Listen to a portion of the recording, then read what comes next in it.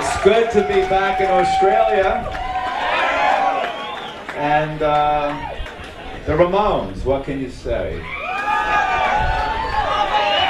I just threw that stuff together, the footage, just to give you an introduction if you weren't aware of the Ramones. You know, I'm sure you are, but the Ramones are four guys from Forest Hills, Queens, who just hated music on the radio, and that was disco. And they were doing the disco duck. They were doing kung fu fighting. And there was all this overblown stuff, 15-minute songs, Fleetwood Mac, Foreigner, Journey. And the Ramones were fed up with the radio. So they just wanted to hear the 2-minute songs again.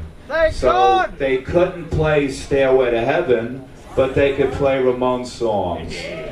So out of their ignorance of knowing how to play, they were able to play Ramones music. So they were from blue-collar families. They were into construction work. They were into Joey sold flowers on the corner.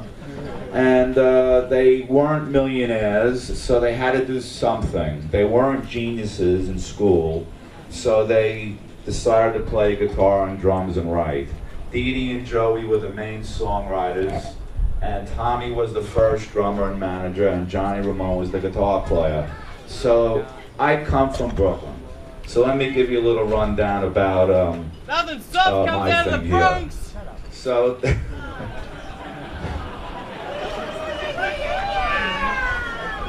this is how it all starts. You know, you little kid, you grow up and you get fucked up. You know. So I was a bad kid in school. I was a juvenile delinquent. I never paid attention to the teachers or the principals. And my parents would always have to come up and argue with them that, you know, he'll do better the next time. So my report card wasn't really up to par to what they wanted. So I decided that the best thing to do was to get into music. And fuck school, fuck getting up in the morning and all that shit. School never taught me anything about the real world. Not about the streets or anything else, but education is important. It is, especially today. You know, back then it was a little different, you know. There weren't this all computer technology and bullshit. But, you know, 8 years old, when I was 8 years old, I was raised in Coney Island, around there. And this is around where I would hang out. If anybody here saw the movie The Warriors, that's exactly where around I lived. And there was always gunshots, there was always some kind of stabbings, and always something crazy going on over there, you know? So I had to get out of there. It was too much, and I figured music was the way to get out. So eventually, as I got older in school, I met guys who knew how to play guitar, bass guitar. They could sing, and I formed a band. The first band I formed was called Dust, and it was a 3-piece hard rock band, and this is what we look like. That's me in the middle, and hold on. And we were still in high school, so my parents didn't like me being in a band, but they supported the fact that I like music. They wanted that big diploma on the wall that I graduated from high school to make my grandparents happy. So there you go. In school, they didn't give a shit if you knew music. They didn't help you develop that. They only cared about you doing math, history, and English and all that shit. They didn't nurture what you really knew, you know. They just gave it to you, whatever they were told to give you. So we formed a band and we started touring.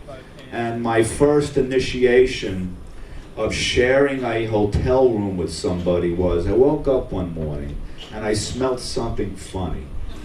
I started looking around, you know. I opened the drawer. Somebody took a shit in the drawer.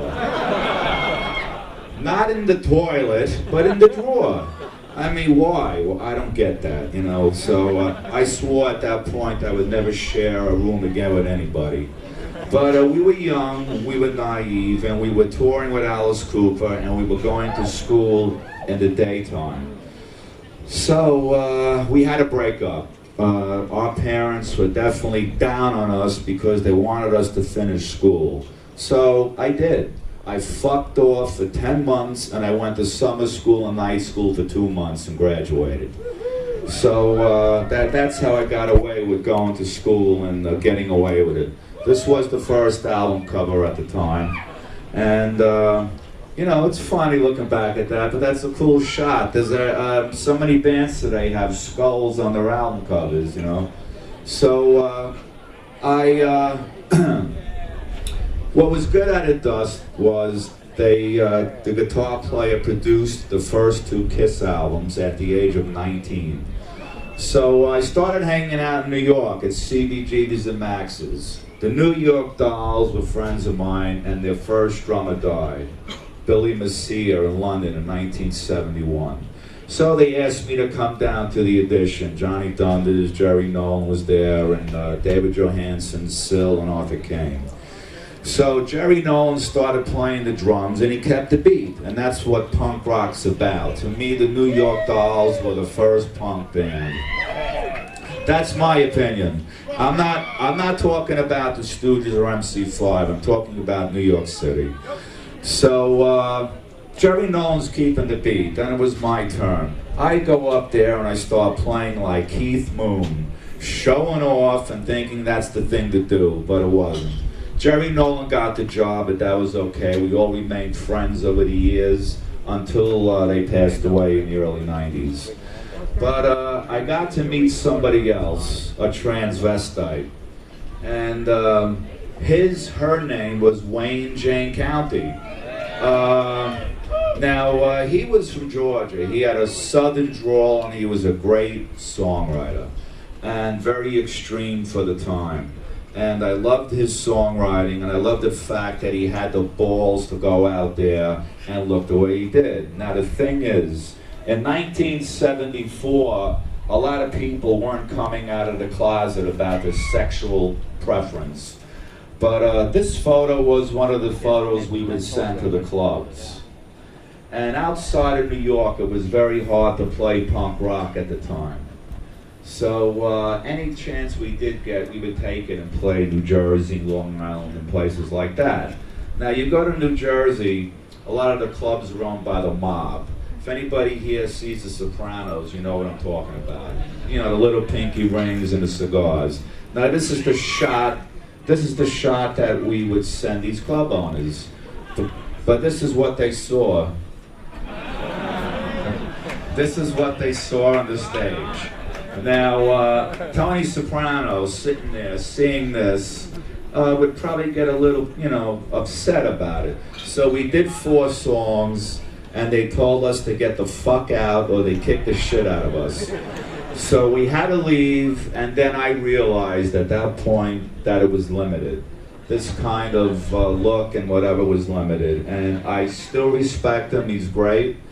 And I had to move on to do something else to make a living. So I get a call one day from a guy who was playing with Johnny Thunders and Jerry Nolan, a guy named Richard Hell. And at this point, he was writing a song and an album, and it was called A Blank Generation. And it was on Sire Records, the same company as the Ramones. And this is where we all hung out here. One corner would be Debbie Harry, Patti Smith would be over there, Television over there, the Ramones over here, you name it, you know. We were all in the same place in the same boat, and that's what it was like in New York City. So, again, Richard Hell. Malcolm McLaren wanted Richard Hell to be the lead singer for the Sex Pistols before Johnny Rotten. I think Johnny Rotten was perfect for them. But he came and Richard told him, no, I want to do my own thing. And we lived in really extreme poverty at the time. We had no money. The only money we did get was for playing a few shows around CBGB's and Max's. What would we do with the money? We would get beer, cigarettes, and heroin. I wasn't into the heroin. Richard was into the heroin. It's a known fact. Unfortunately, in New York, that drug was very big with a lot of friends of mine who eventually passed away because of that drug. And that's what the song Chinese Rocks is about.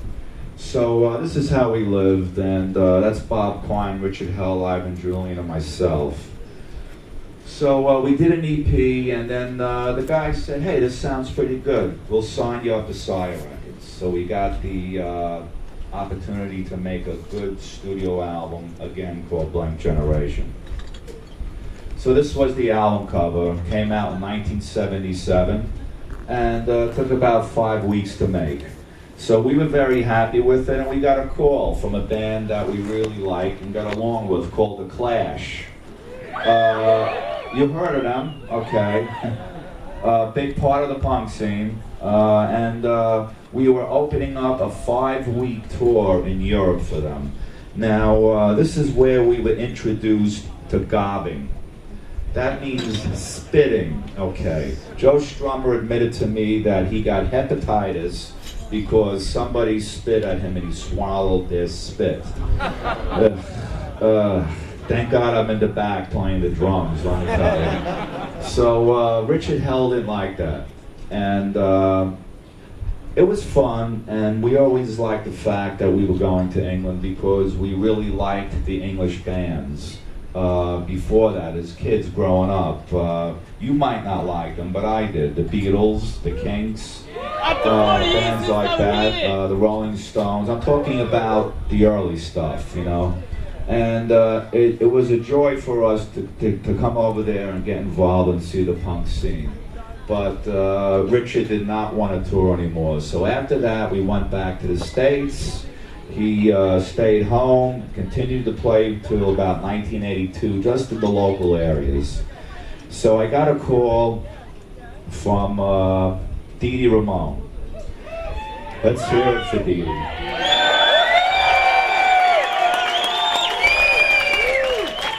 Thank you. Dee Dee was my friend before I joined Ramones anyway. A very unusual character. An extreme whirlwind of energy, a great songwriter, a childlike, vivid imagination, and he used that to write those songs and write those books that he wrote. Tommy wanted to produce. Tommy was the first drummer again. He hated the road, and that was it. So the last drummer he did, the last album he did was Rocket to Russia, which I personally think is their best album that Tommy did. But I also like Road to Ruin. So that's the famous album cover and album that they did. And I did this one. It was hard work because I had to learn 43 songs in 2.5 weeks because Tommy Ramone wanted to tell me and teach me, that there were count-offs between each song that Dee Dee was doing, and he wanted to make sure that I was going to drum properly.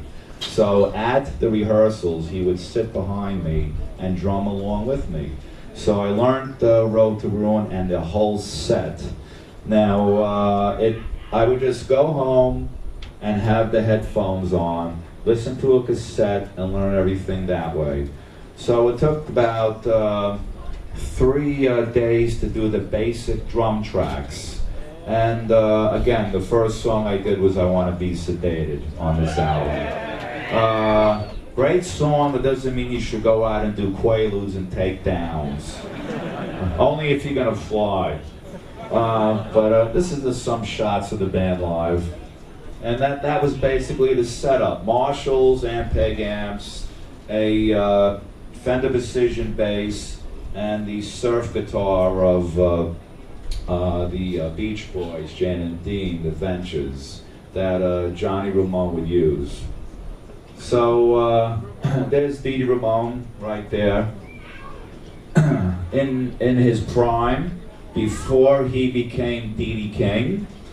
This is around 1977. This one here is Johnny Ramone with his Mo's Right. That he sold to Eddie Vedder. There's the Marshall stacks, probably about 400 or 500 watts of power there. And here's Joey. Let's hear it for Joey.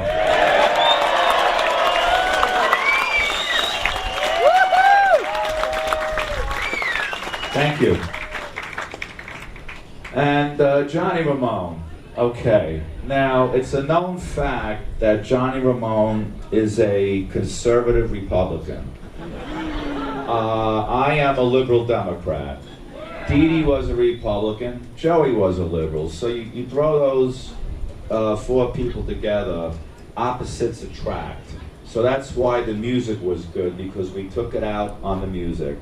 As you can see in Johnny Ramone's eyes, and I showed him this photo, he didn't give a shit. You can see that he likes serial killers.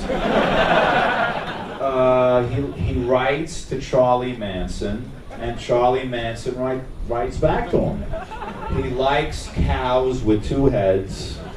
He likes thalidomide babies in jars. So that's what Johnny Ramone's about. But a great guy. I like him a lot, but the only thing I don't like is his politics, but each to his own. So here's us out of character here, where we will be walking around New York City. Maybe this was probably the spring or the summer without our leather jackets on.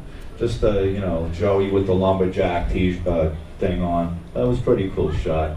So this is me and Joey, and this is how close we were. We were inseparable, and this was on the bullet train in Japan. So we got a call, and now we're going to be big movie stars. We have 4 lines each in each movie, and it was unusual because we never thought we'd be in a movie. And a Cheap Trick originally was supposed to be in this, and they passed. They said, fuck this. So let's get the Ramones, you know. So what happened was we flew to Los Angeles, and we hung around LA for 6 weeks. What did we do there? We waited around all day to do a 10-minute part. And me and Dee Dee must have drank about 1.5 quarts of wine a day. On the set and off the set.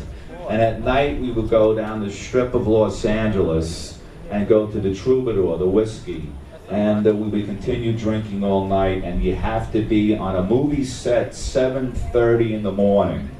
So we're there, and there's wine there, and then a lot of our fans and friends are throwing anything they wanted over the fence, and me and Dee Dee would just swallow it all. Any kind of pill or whatever it was, we didn't give a shit what it was. That's how crazy we were at that point. So making the movie was fun, but the only way that I remember being in it is watching it. I had obviously a few blackouts, and I blacked out a lot on the movie set, but I was able to function. So, it was a lot of fun, and here's a shot in the hallway.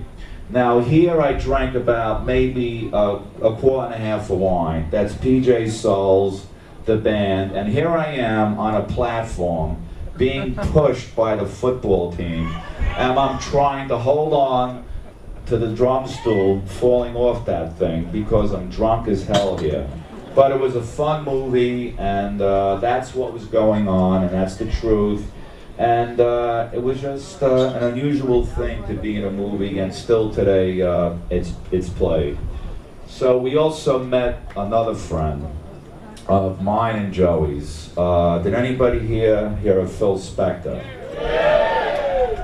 A true punk, let me tell you. No bullshit. An extreme eccentric. The guy had a license to carry 2 guns, a .38 and a .45. Anytime he didn't get a sound, he would rant and rave, take the guns out, wave them around, and everybody would duck for cover because you think the guy's gonna shoot you. He never pointed the gun at any of us. That's bullshit. But he was very, very, he was a loose cannon, to put it that way. I enjoyed his company, I enjoyed drinking with him, but his job was to be producer, and if he did shoot one of us, he'd have no band to produce. So at night, what would we do after the session during the day? Again, we would go out to California on the Strip and drink to about 5 in the morning, and to go into the studio, not the movie set. We'd have to be there at 1 o'clock in the afternoon. It was hell being produced by Phil, because the Ramones liked to work fast, Phil liked to work slow, and it interfered with our train of thought. The first guitar chord in rock and roll high school took about 12 to 16 hours to record. He had Johnny Ramone in there going dang for that long. Johnny just said, fuck you, he left the studio, and that was it. So working with Phil was an experience. The album was okay. There was some good songs on there, but I thought there was a little too much Phil and not enough Ramones on there. But I still keep in touch with him. He's now up for murder. But I personally don't think he did it. I think it was an accident because he was mixing alcohol with psychological drugs. So that's what happens. So I wish him luck, and I hope I'm right. So here's Phil in his 30-room mansion. I don't even know if he has 30 friends. I walk into his kitchen. He has a killer Saint Bernard there, tied up. Not a Doberman Pinscher, not a pit bull, but a Saint Bernard. On the fence around his mansion, it says, no trespassing, electrical fence. What do you see on there? Flies, moths, caterpillars. I mean, the guy had a problem. When he was 17 years old, when he was in a band called the Teddy Bears, he went to the bathroom. These 4 guys started pissing on him, and he swore that nobody would come close to him again, and that's a fact. He also had 2 bodyguards that knew karate. So the guy was definitely a paranoid kind of guy. So we started touring other countries, Japan, definitely coming to Australia on the big day out, New Zealand, Mexico, South America. We toured all of England. And we decided one day, me and Dee Dee, in Japan, to sample sake. Did anybody try sake? Well, it's a very, very nice plum wine, and when it's served warm, you get even higher. So we drank about a quart of it, and we started walking around Tokyo. But we started going up to all the Japanese people and asking them, where's Godzilla? Where's Rodan? Where's Ghidra, the 3-headed monster? So we were kind of causing a little problem there, so we got picked up by the police. They saw the address on the hotel room key, and they brought us back. But in Japan, they sell beer in the soda machines. So we weren't fooling anybody, they weren't fooling us. So we had access to alcohol anytime we wanted. So these countries were fun to play in. And then we started to realize that the Ramones were influencing a lot of bands. And the sound, the look, and all that stuff. The 1, 2, 3, 4, the fast songs, the leather jackets, the pins. And we were very grateful because we realized that we weren't alone. We were up against a lot of heavy shit. Again, disco was still big. Saturday Night Fever was still around. Fleetwood Mac, Peter Frampton comes alive. I'm not knocking these people. I respect their success. The music business is a hard business, and you have to have a lot of luck. And there's something for everybody, but we hated that shit. So, you know, that's what it was like. So we were pretty happy when we saw the bands trying to cop our sound. So I like this one here. Does anybody here, are you familiar with the cop show NYPD Blue? All right, so you know who the guy Sipowicz is, right? All right, that's what that koala bear looks like. It's like Sipowicz, you know. I figured I'd put this in here, you know. But it proves that I was in Australia before. But at this point, I was drinking very bad. I was drinking 151 straight. And this stuff you could light up with a match.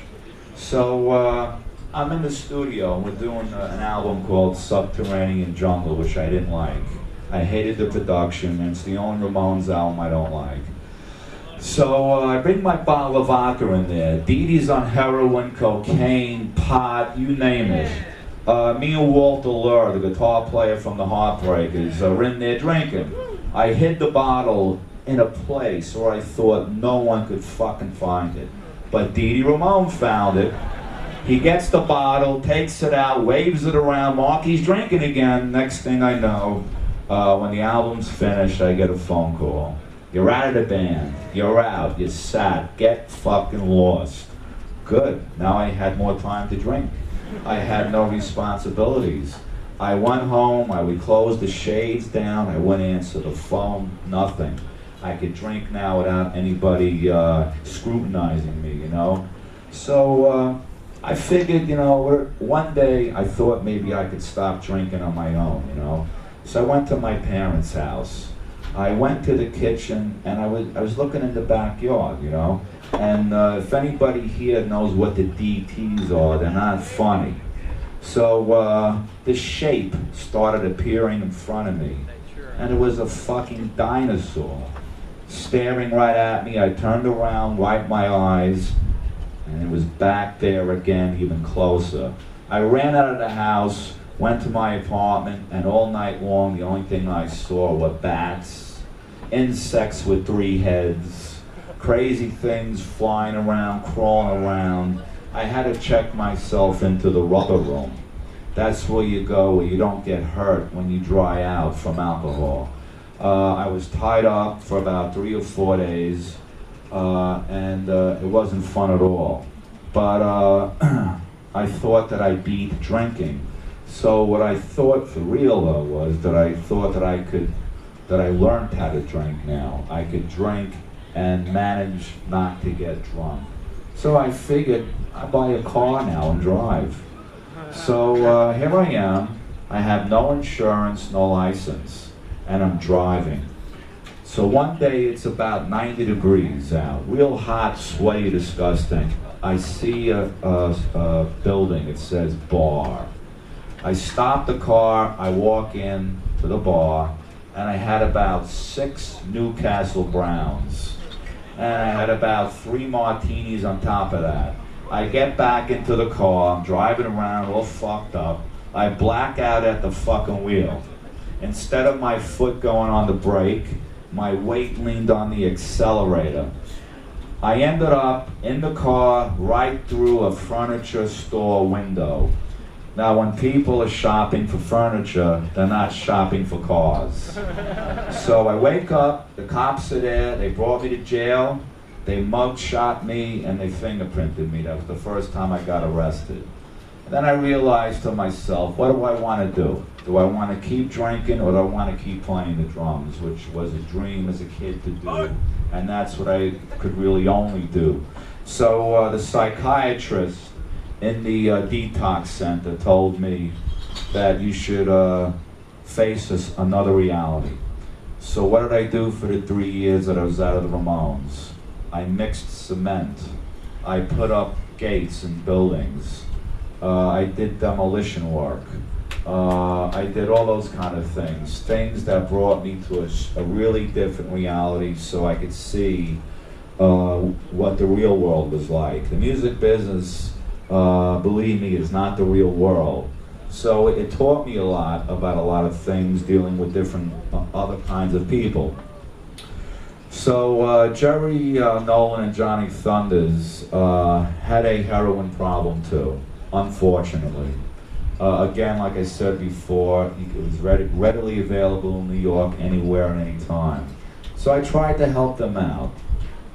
If you want it, you can get it. If you continually hear people saying to you, you gotta stop, eventually you're gonna say to them, fuck you. I don't want to hear it. And that's what they told me. So they continued to do the heroin, and Richard Hell continued to do his heroin. And I think if these guys were still alive, they would have made great music still, like they did with the Heartbreakers and the New York Dolls, and I missed them. We were all close. It was a tight-knit situation, and the New York Dolls got back together again. Now, it would have been great to have seen Johnny Thunders and Jerry Nolan again one more time, reforming the Dolls with David Johansen and Arthur Kane and Syl Sylvain. But at least there are 3 of them alive to continue. So I get back in the band.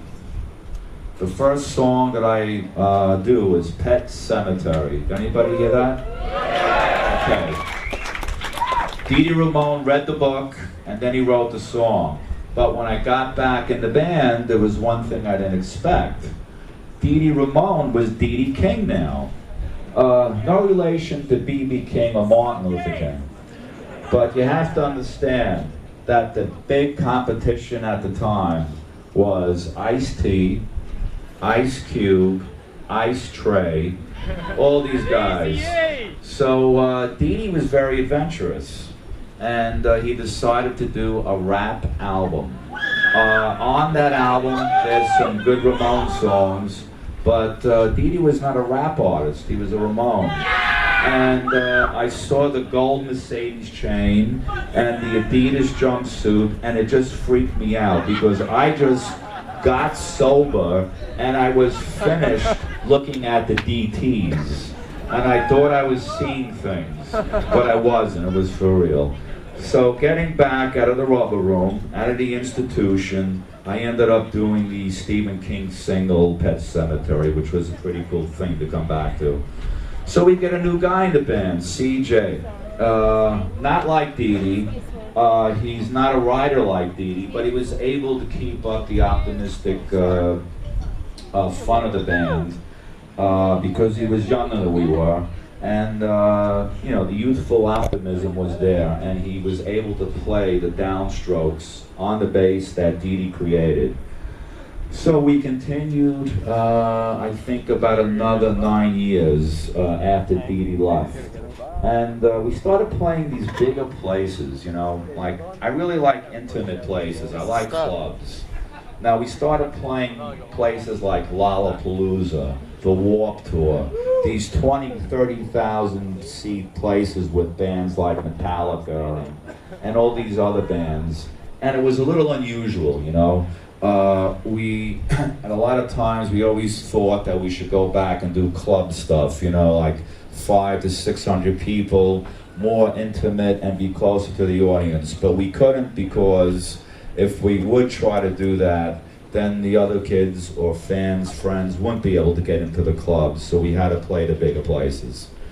Here's another shot of CJ, and at this point, the animosities between Joey and Johnny were getting a lot worse. Joey was engaged to a girl in 1980-81. Johnny took her away. He really loved her, and who are we to say, how much the guy loved her?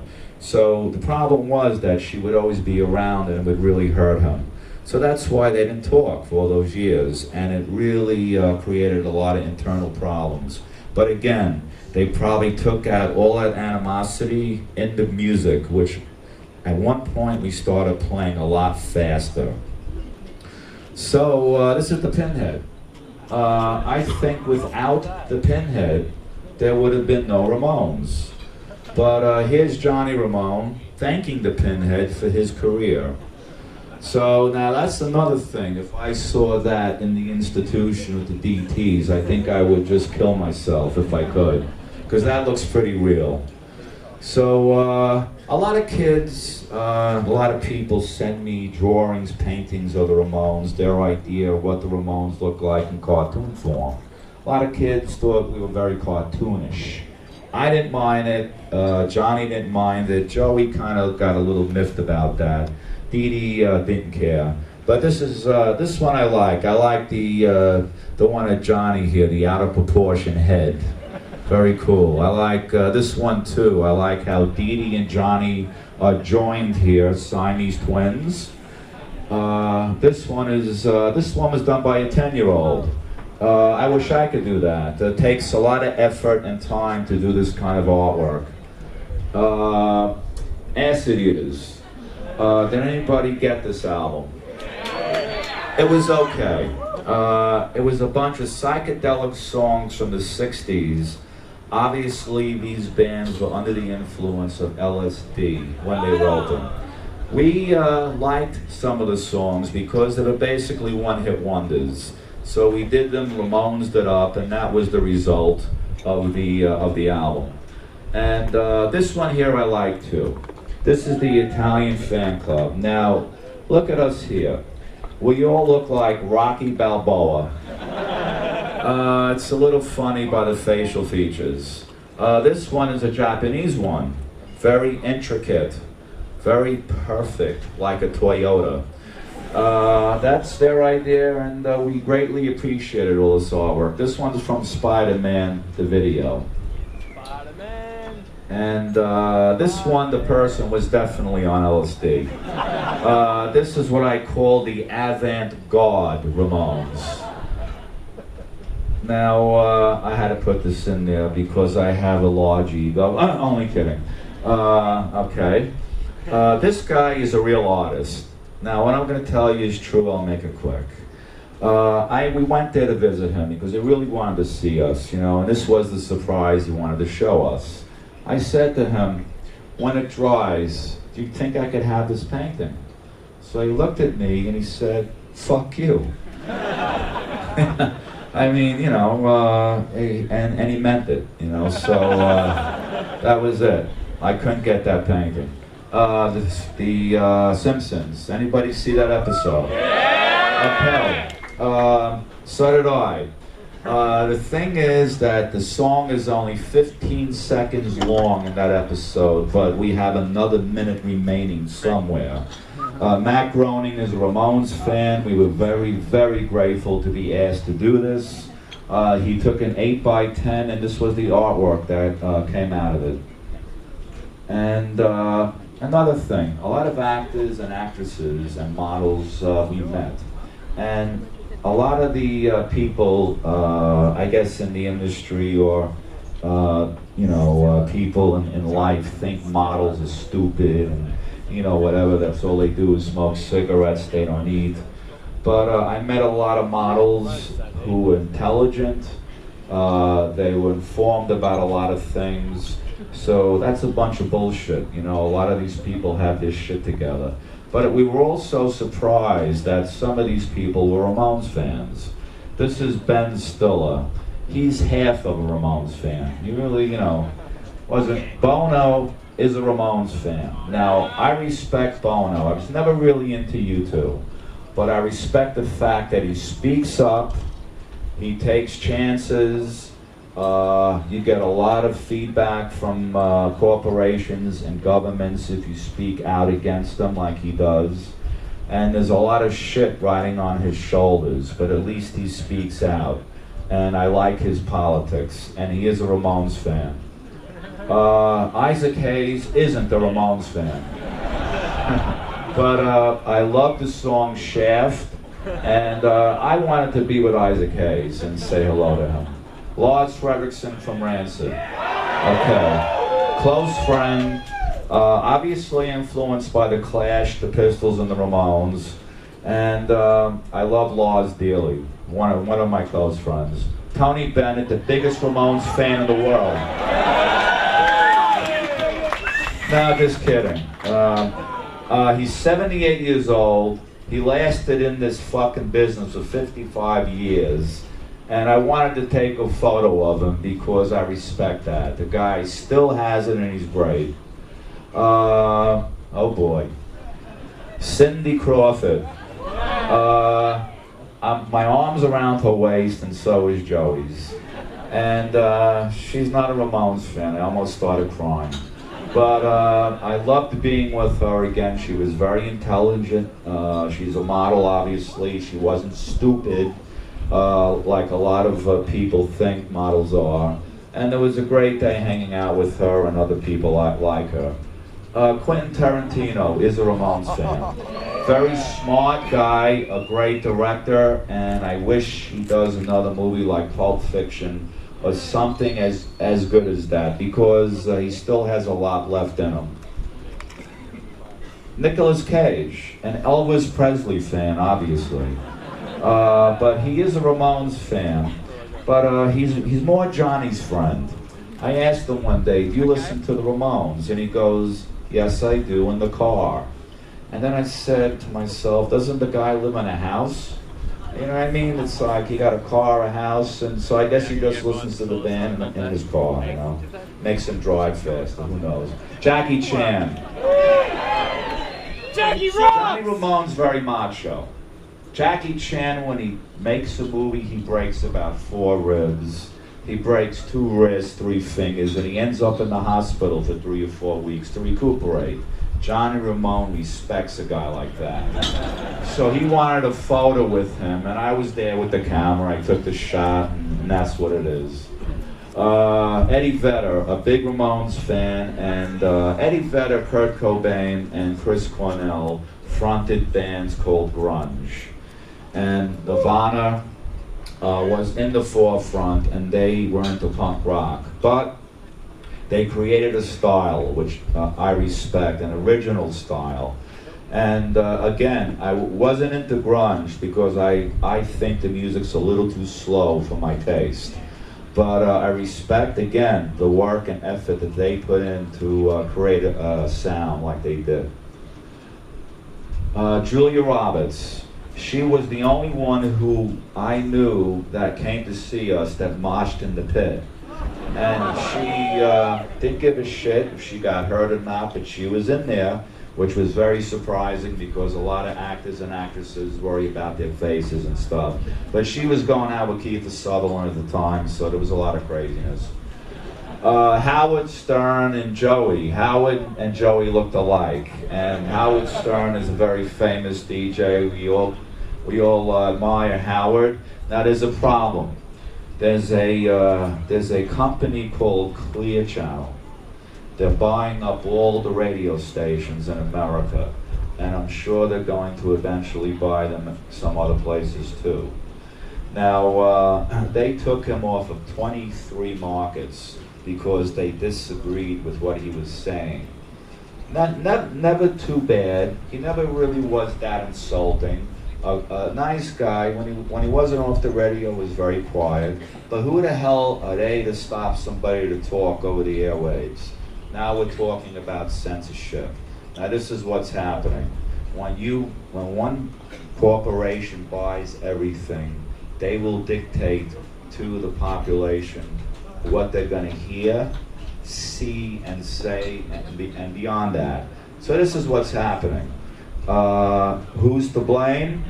My opinion, the right-wing fundamentalists, the crazy fanatics who don't like people who curse, who don't like people who listen to punk rock or rock music.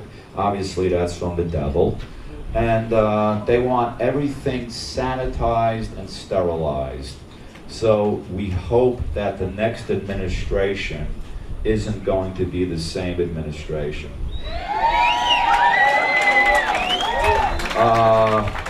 I could stand up here for fucking hours and vent my anger on what's going on.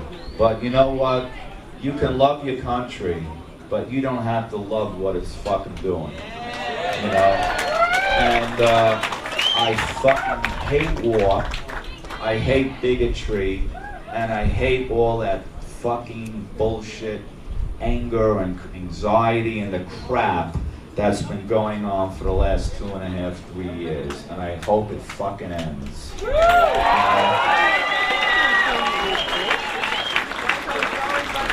Okay, let's get back to a humorous note here. These kids were forced to wear these t-shirts. Obviously, they're a little too young to be Ramones fans, but this is I guess, a wonderful collection of all the product that's out there. But hopefully when they got older, they did become Ramones fans. This must have hurt.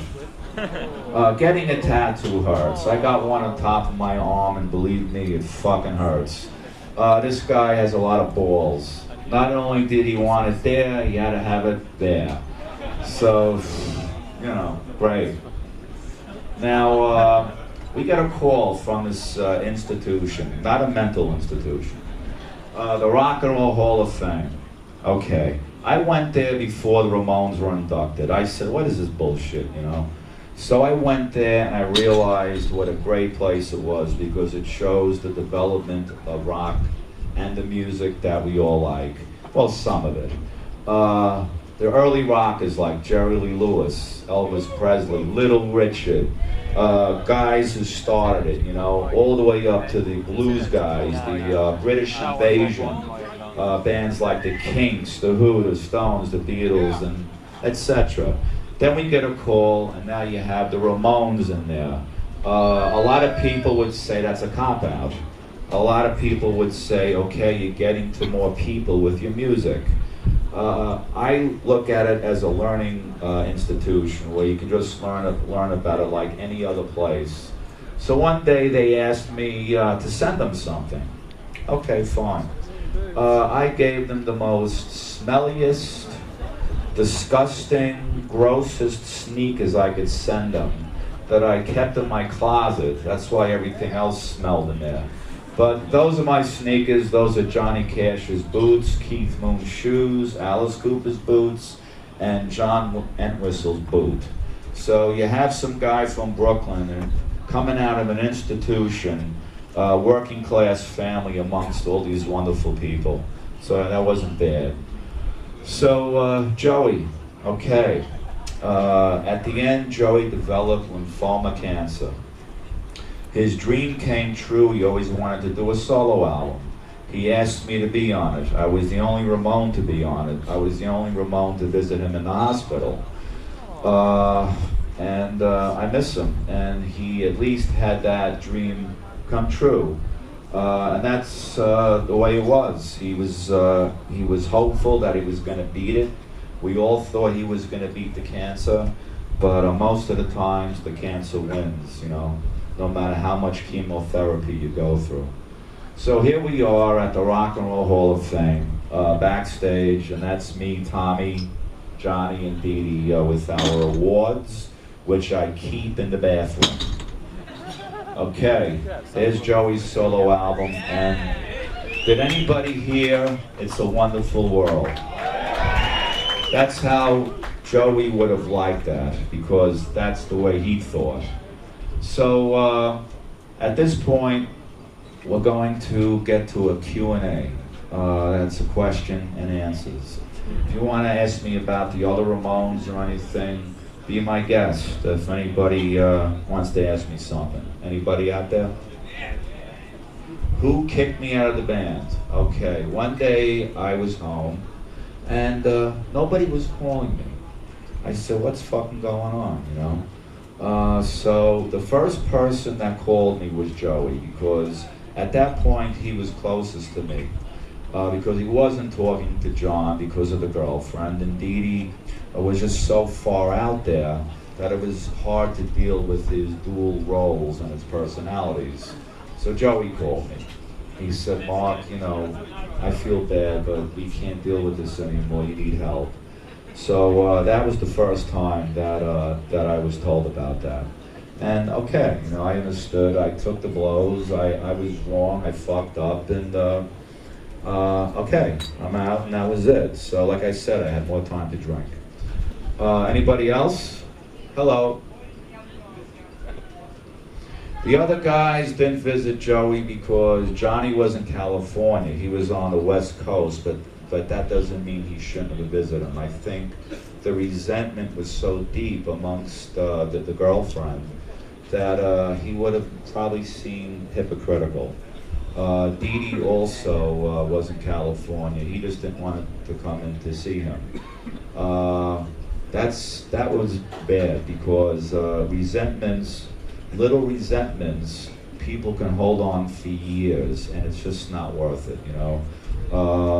I suggest just let them go, you know, because people, you lose friends, and then when they do pass on, you go, shit, why didn't I make up with them? Why didn't I make that call, you know? So things like that happened. That's all I can say, you know. Anyone else? Dee Dee left in 1989. What is that? Oh yeah, he kept writing for the group. He was still active as a writer, but he formed the Chinese Dragons, his own band, back again to punk rock, thank God. But he continued to write because CJ wasn't up to par of his writing. And Joey had a different style of writing. So without Dee Dee's writing, the albums would have been a little unbalanced. Anybody else? What's that? Well, the Dust albums were re-released, but they're going to be re-released again on a larger label, better distribution, you know, with the same covers, yeah. Yeah, there were two. We were 16, 17 years old. We were naive about the business. So, of course, you sign on the dotted line without really going to a lawyer, things like that. We trusted our manager, who saw 16-year-olds, and I guess, you know, you could say he ripped us off, but you live and learn, you know. So that was good about the Ramones. We had good people behind us who didn't rip us off. And you hear a lot of these horror stories about bands being together for 20, 25 years, and they end up with shit because they didn't know what they were doing. They were too impulsive to start recording and touring, and they didn't think about the future and what the consequences could be. Anyone else? What? Do I see CJ? CJ married my niece, has 2 kids. Do I see CJ? Not really. He lives in Long Island, and I'm on the road a lot, and I hear he's in a band called Bad Chopper. He's doing okay. And the people I speak to for the most is Tommy and Johnny Ramone.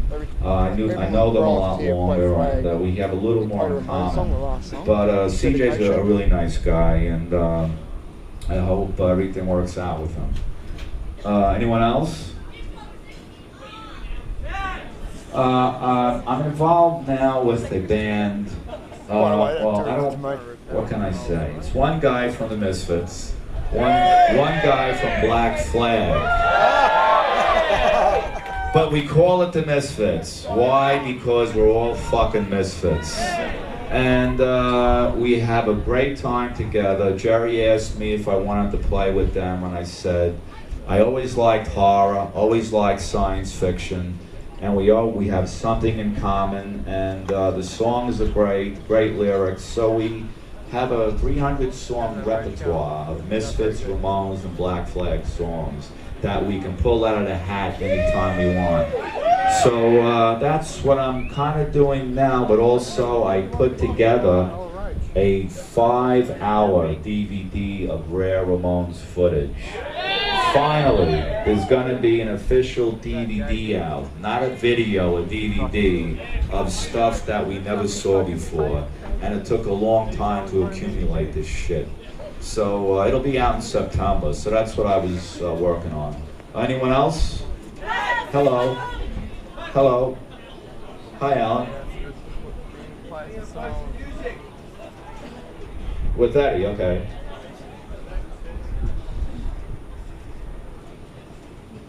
Okay, sure. Yeah, he just said that Eddie Vedder is a good fan of the Ramones. He is. And he's also a nice guy. Anybody else? Hello. Oh, thank you. Welcome to Melbourne. Okay, welcome to Melbourne. Okay. Hello. Yeah, in a minute. What's that?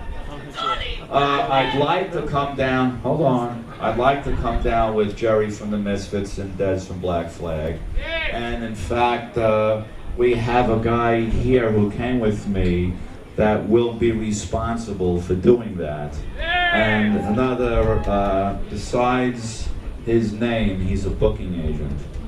And he books the Misfits. So I think they will come here. Anyone else? Yeah! What?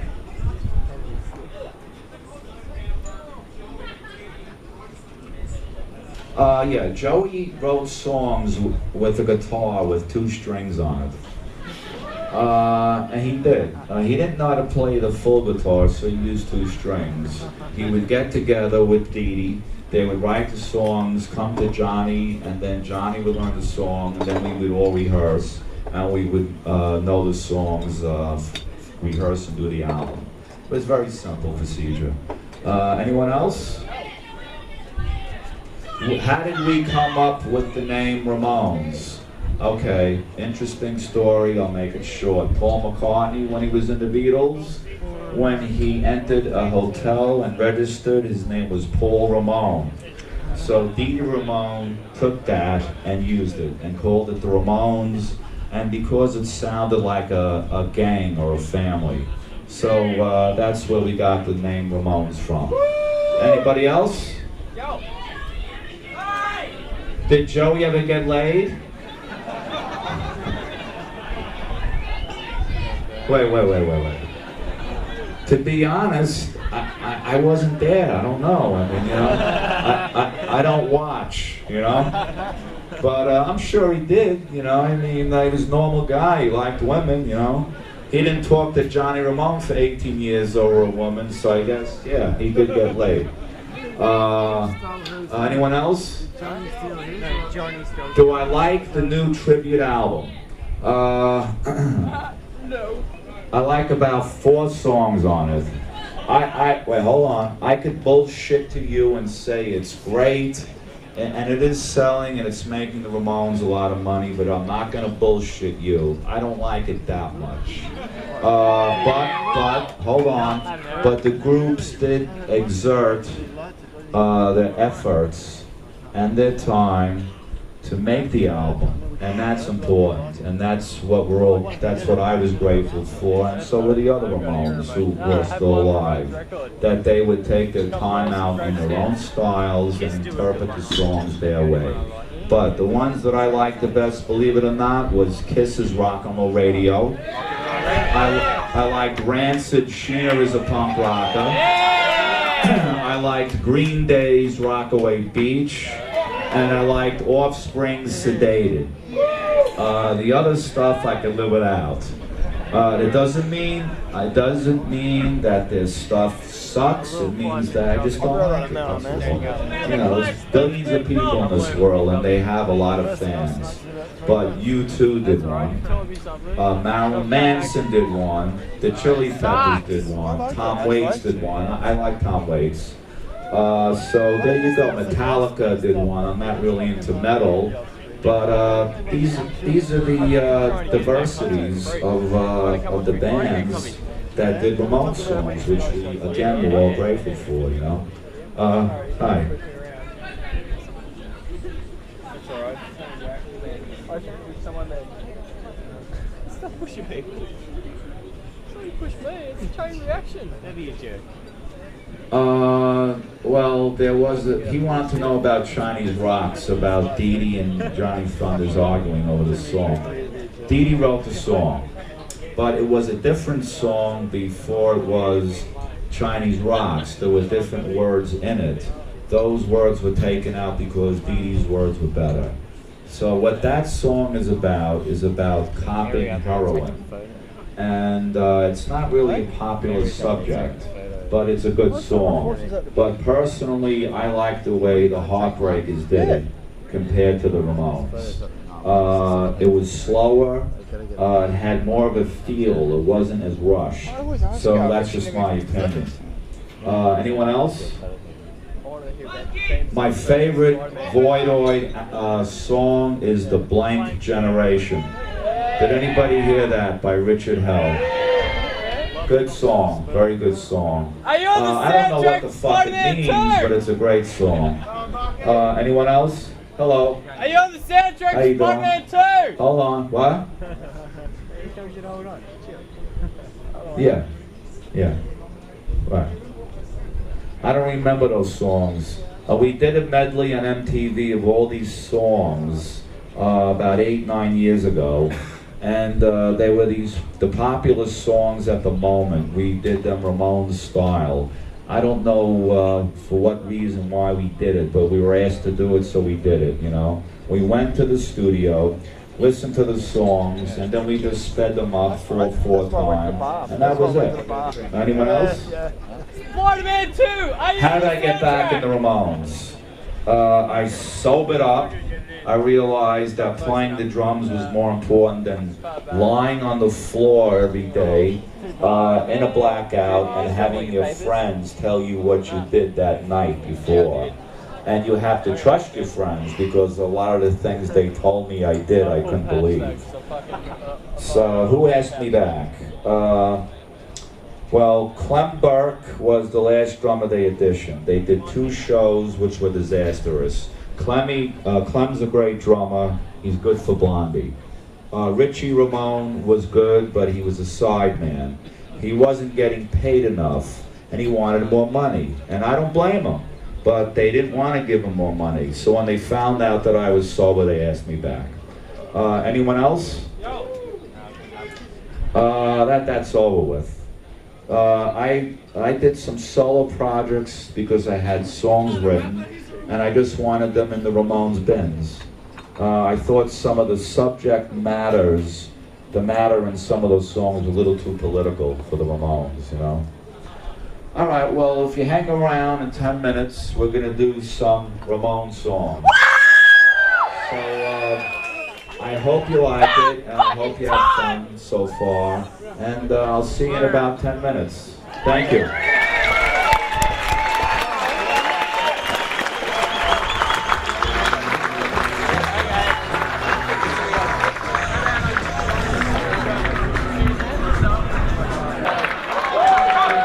Songs, and I want to thank the Spazzys for backing me up. You got a good band here.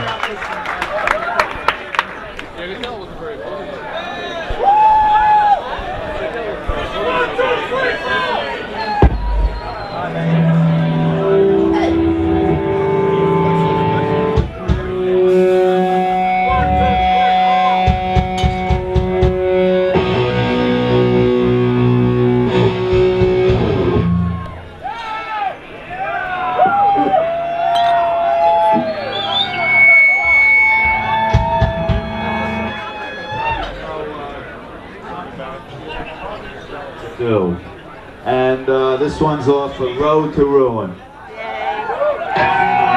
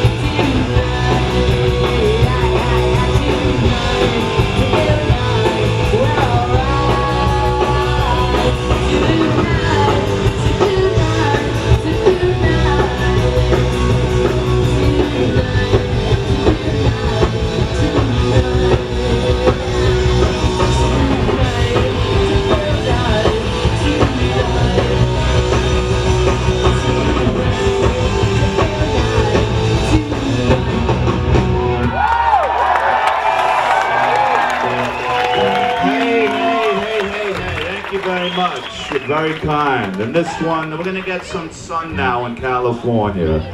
And this one's called California Sun.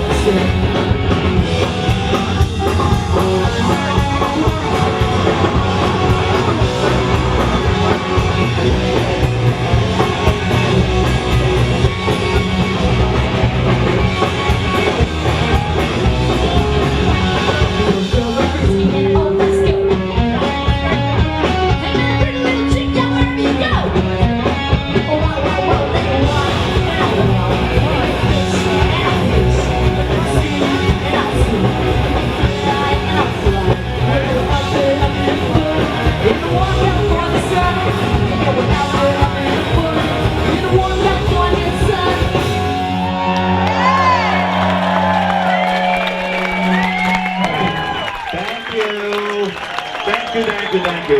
Now we're going to go to the jungle, and we're going to visit a girl named Sheena, and she is a punk rocker.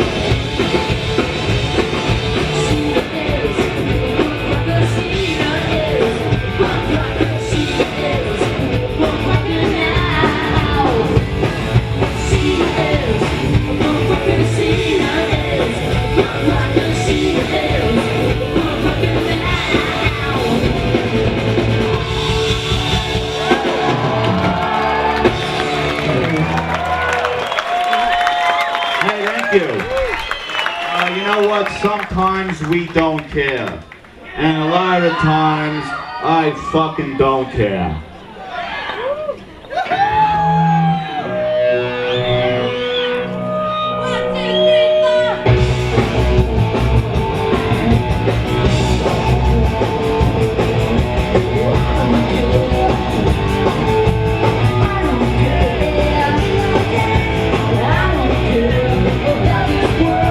I don't care about that girl.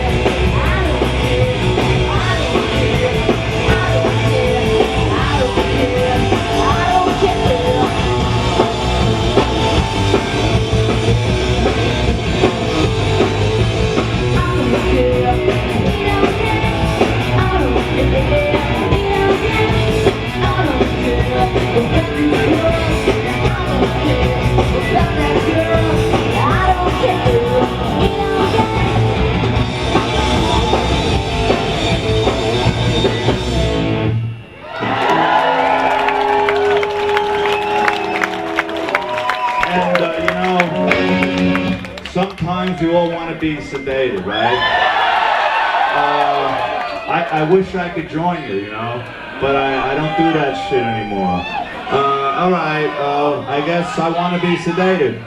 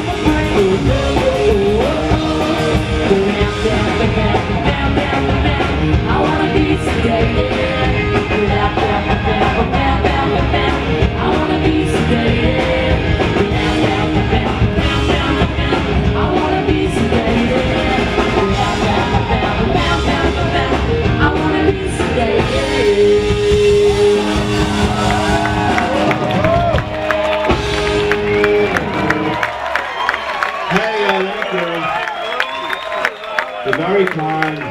And, you know, we're going to go to the beach. And this one's called Rockaway Beach.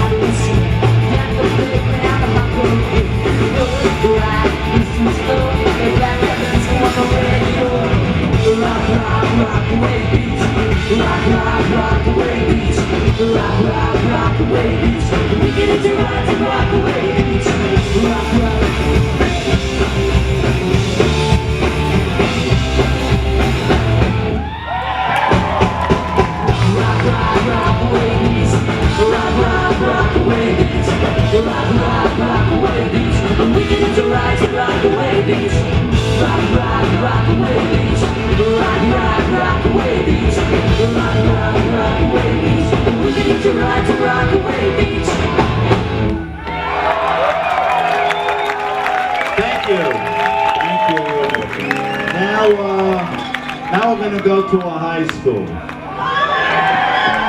And this one's called Rock and Roll High School.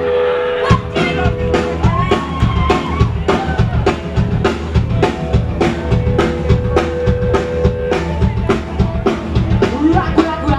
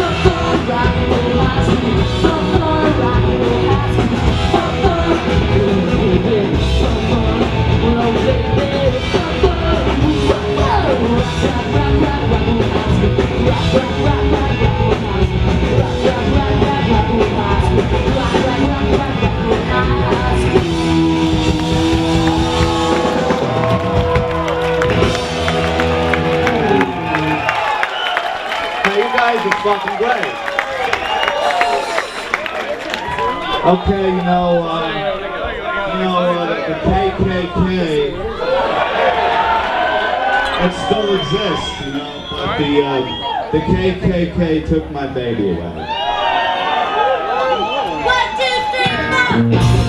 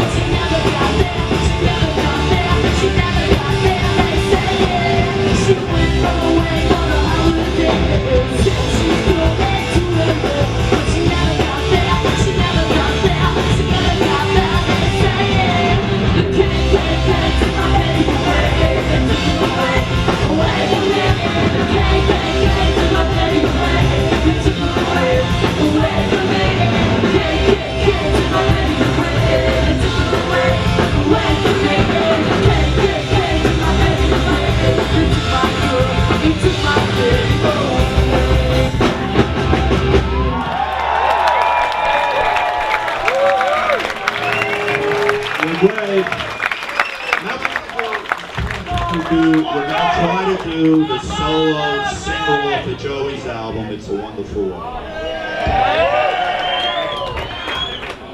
So, you're up.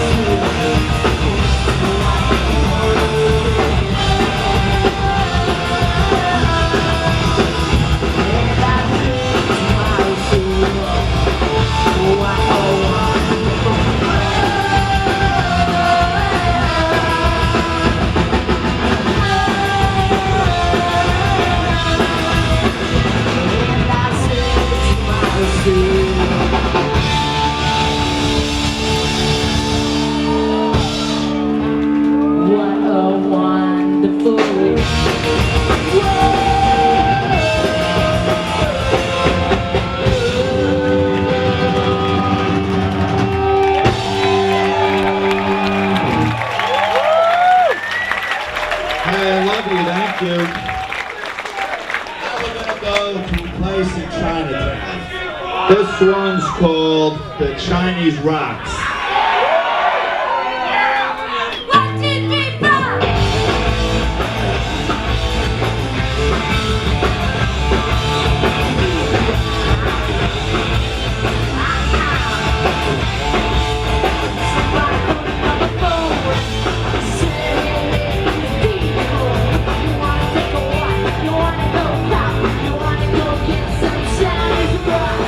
I'm living on Chinese rock. All my blessings are in high. I'm living on a Chinese rock. Everything is in a pork chop.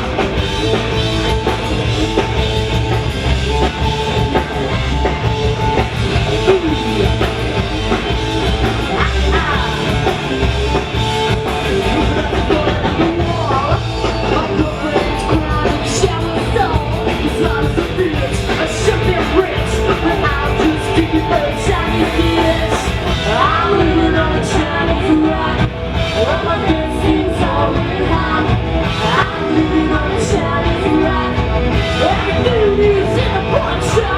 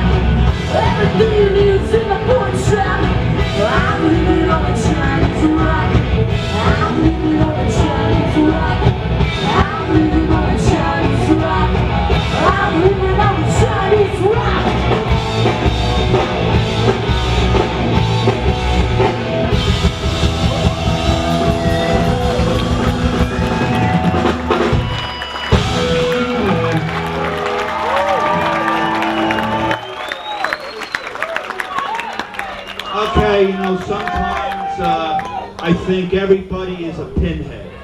So now we're going to do Pinhead.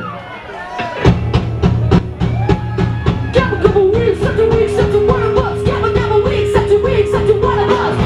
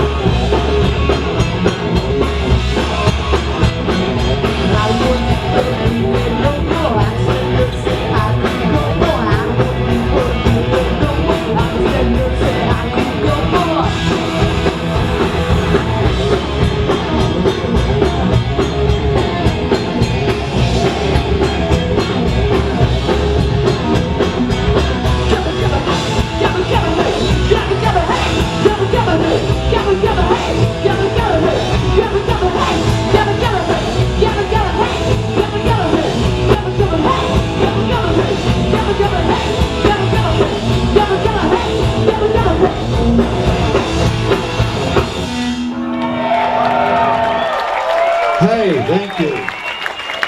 All right, we got one more song for you. And you probably heard this before. If you didn't, you're probably from the planet Uranus. So here we go. We're going to do the Blitzkrieg Bop.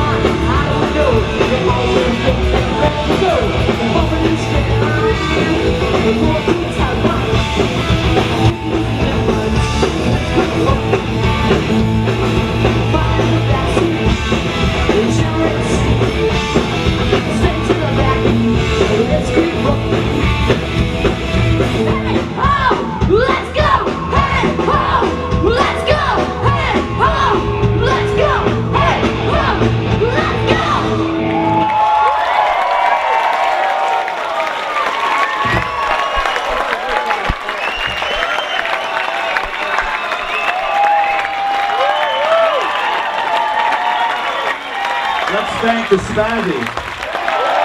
Well, thank you.